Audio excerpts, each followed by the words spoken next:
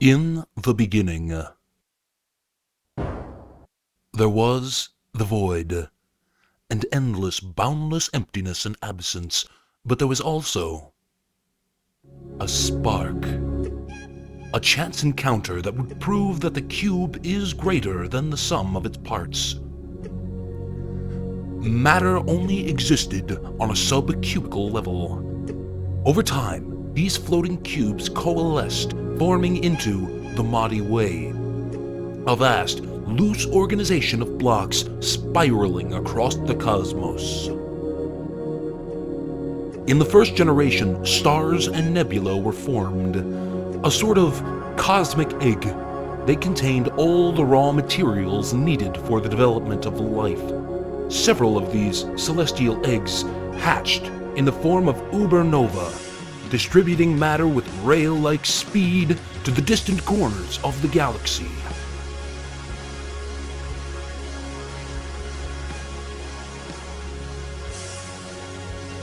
Now we shift our focus to a slightly smaller section of the cubiverse.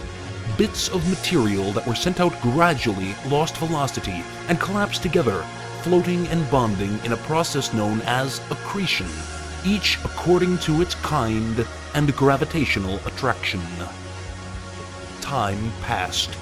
The science of geology was invented, that is, the science of pressure and time.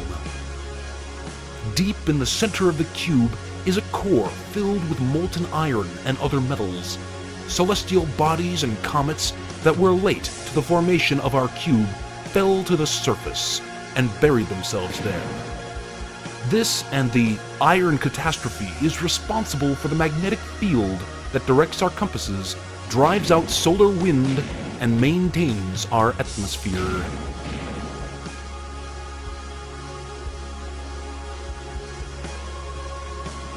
$4.5 billion years ago, the future home of our species, our planet, enters a furious adolescence. The face of our planet erupts, and a magma ocean covers nearly the whole of the cube.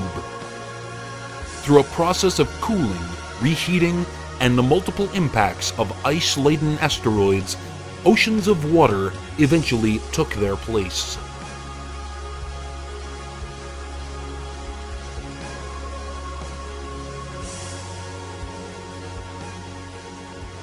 DNA, the building blocks, if you will, of life as we know it. Developed here in primordial soup, or perhaps marooned here by some passing interstellar traveler unable to escape the Earth's gravity, prokaryotic cells took shape and multiplied at a fantastic rate by a process called meiosis. Nature now existed at a cellular level.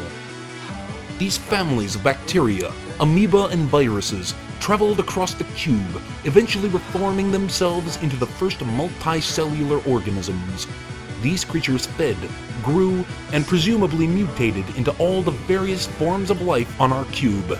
But the creatures with solid exoskeletons are what formed the very beginning of our fossil record.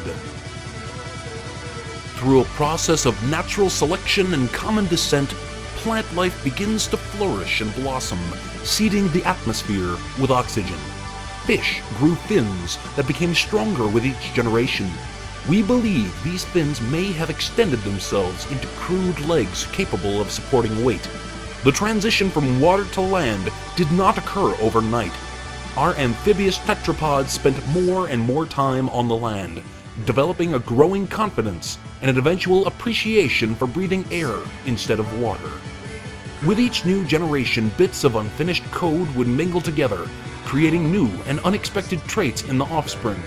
One line of children did away with webbed feet and became chickens, while another line kept them and became ducks. The Cambrian explosion is responsible for the wide variety of life at that time, but we're still uncertain as to what caused this blast of fertility.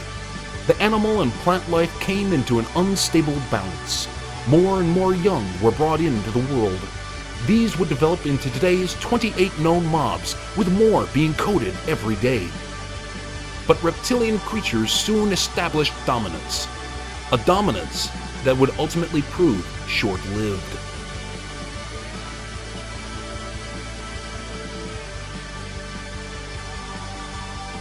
For deep beneath the surface of the cube, primal tectonic forces strained against each other, tearing the continents apart, leaving geologic wonders like the Farlands in their wake. Continental drift reshaped the surface of the cube, tearing apart the supercontinent and slowly distributing them to all edges of the cube over the course of millions, if not billions of years. Dirt and rock were melted into magma by a process called mantle convection and redeposited elsewhere by volcanic eruption. Meanwhile, the lizards and other creatures of the Earth fought amongst themselves in petty struggles for dominance. But these struggles would soon be shown to be without consequence. The exact cause is unknown, but we believe it likely that a runaway chunk from galaxies unknown crashed down to the cube, leading to the rapid extinction of the dinosaurs.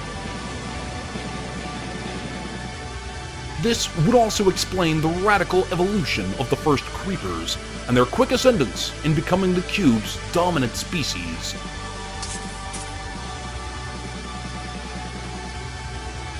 Time traveled on, and the cube started to look much as it does today.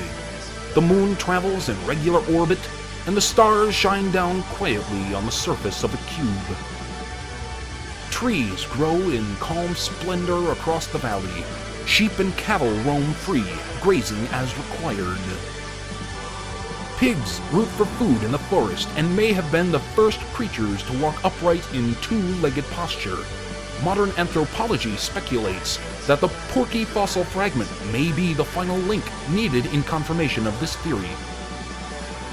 Regardless of his origin, man has expanded his domain to every corner of the cube.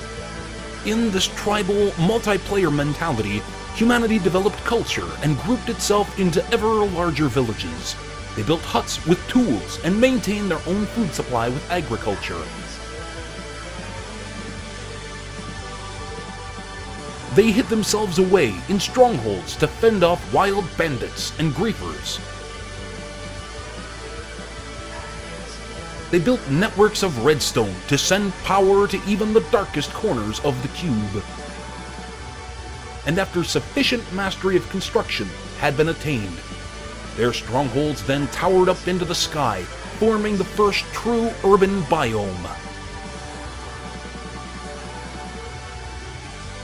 And after all of this, we started building on a miniature scale, eventually resulting in Miniac, the first functional computer.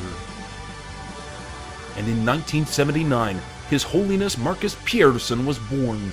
He would go on to establish Mojang Studio and release Minecraft to the public at large. The skies call to us. If we do not destroy ourselves, we will, one day, venture to the stars. Or perhaps, if fortune smiles favorably, the stars will venture to us.